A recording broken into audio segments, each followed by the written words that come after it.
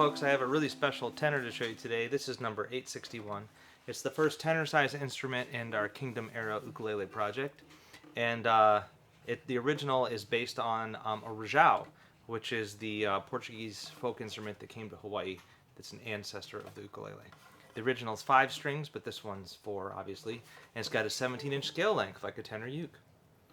So this one's made of all Northwest woods. It's Western red cedar for the top, Myrtle for the back and sides,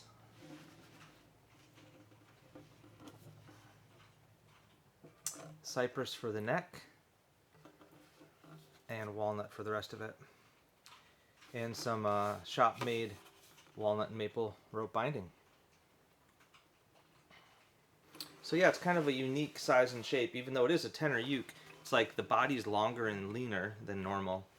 Then the neck joins at the 12th fret, so it's a little shorter neck. And I really love this design so far. It's so much fun to play.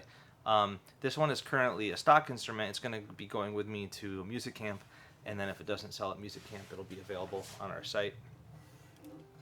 And just in comparison, so this is my kind of normal sized tenor, and this is the Kingdom Era size tenor.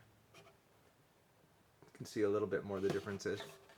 Folks have been asking me to try to describe how they sound different. This older style is just lighter weight. I think it's kind of breathier, airier, more old-timey. They're both loud, but in different ways, you know. So you heard the other one already. This is a normal.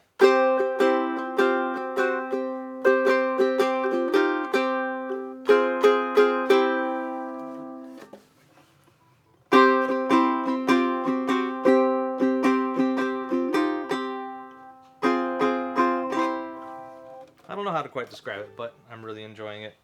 And these are going to be available to order soon, so you can get one for yourself as well.